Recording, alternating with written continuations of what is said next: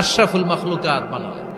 এত বৈচিত্র্য মানুষকে আল্লাহ দিয়েছেন, বিবেক দিয়েছেন, আবেগ দিয়েছেন, বাক শক্তি, কথা বলার ক্ষমতা। কোন প্রাণীর আছে? সুবহানাল্লাহ কইবেন না? বিবেক দিয়েছেন, আবেগ দিয়েছেন, বাক শক্তি দিয়েছেন, উপলব্ধি করবার মতো ক্ষমতা দিয়েছেন। আশরাফুল মাখলুকাত বানিয়েছেন এই মানুষকে। এই মানুষের মধ্যে আল্লাহ অনেক ক্যাপাসিটি দিয়েছেন। আবার আল্লাহ বললেন, ওয়া মিন আয়াতিহি খালকুস সামাওয়াতি ওয়াল আরদি ওয়া ইখতিলাফু আলসিনাতিকুম ওয়া আলওয়ানিকুম ইন্না ফী যালিকা লাআয়াতিন লিল আলিমিন। আমার সৃষ্টির মধ্যে অসাধারণ সৃষ্টি, আকাশ এবং জমিন সৃষ্টি, গায়ের রঙের ভিন্নতা, ভাষার ভিন্নতা। সুবহানাল্লাহ।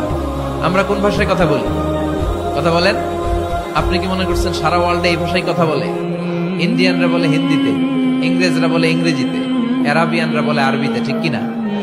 আমার দেশের বাইরের প্রথম সফর ছিল 2008-এ। সেই থেকে এক যুগ চলছে এখন সফর। ওই সফর যে কত দরকার ছিল, ওই সফরের আগে এই গ্লোবাল ইসলামকে দেখার সুযোগ আমার হয়নি। মানুষের যে কত ভিন্নতা, কত ভাষায় যে মানুষ কথা বলে। 2008 সালে আমি যখন আমার ইউনিভার্সিটিতে গেলাম, মাগরিবের সালাতের সময় পৌঁছেছি। আজান হওয়ার সাথে সাথে দেখলাম students of more than 100 nationalities they are coming out from their hostel to offer Maghrib prayer. মাগরিবের আজান দেখলাম হোস্টেল থেকে বিভিন্ন রঙের ছেলেপেলেরা মাগরিবের সালাত পড়ার জন্য বেরোচ্ছে। এক একটার কালার এক এক রকম, এক একটার ভাষা এক এক রকম। আমরা বাংলায় বললে আরাবিয়ানরা বুঝে না, আরাবিয়ানরা আরবিতে বললে ইন্ডিয়ানরা বুঝে না, ইন্ডিয়ানরা হিন্দিতে বললে ইংরেজরা বুঝে না, চাইনিজরা মান্ডারিনে বললে কেউ বুঝে না। চিয়াং ফিয়াং জিয়াং, এগুলো হচ্ছে চাইনিজ ভাষা। ইয়াং শিয়াং দিয়ে যখন কথা বলে কেউ বুঝে না।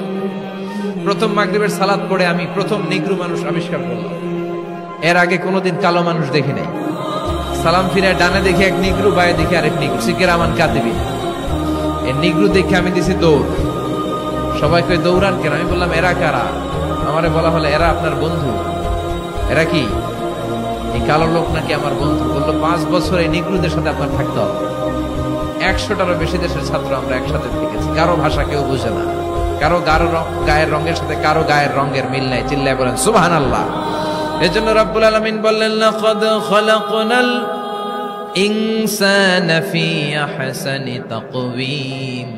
আমি মানুষকে চমৎকার আকৃতিতে তৈরি করেছি। সুম্মা রাদাদনাহু আসফালা সাফিলিন। তারপর মানুষকে আমি আবার নিম্নমুখী করেছি। মানুষের সৌন্দর্যটা সব সময় থাকে না। এই যে যুবক অবস্থায় আমাদের কি সুন্দর চামড়া, কি সুন্দর দেহ, বয়স যখন 70-80 হবে এরকম থাকবে? কথা বলেন না। এই কালো দাড়িগুলো সাদা হয়ে যাবে, বয়সের ভারে মিজানুর রহমান আজহারি নুজ্জ হয়ে যাবে, লাঠি লাগবে তখন। তখন স্টেজে উঠবে, হায়াতে বাসায় থাকলে লাঠি নিয়ে উঠতে হবে। কথা কর। আমার নানা বাইরে দেখতাম গাড়িতে একটা লাঠি রাখতো।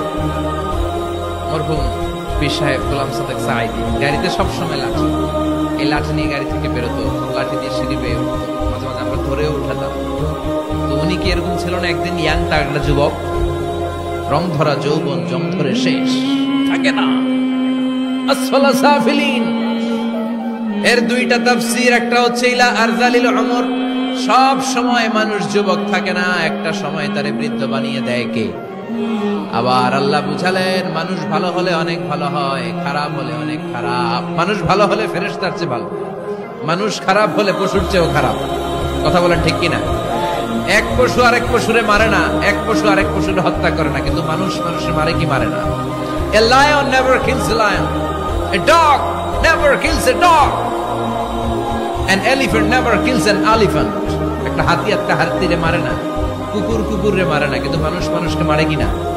এজন্য আল্লাহ বললেন, লাকাদ খালাকনাল ইনসানা ফি আহসানি তাকওয়িম সুম্মা রাদাদনাহু আসফালা সাফিলিন ইল্লাল্লাযীনা আমানু ওয়া আমিলুস সালিহাতি ফালাহুম আজরুন গায়রু মামনুন। 2 শ্রেণীর মানুষের এই বিপদ নাই, যারা ঈমান এনেছে, সৎ কর্ম করেছে।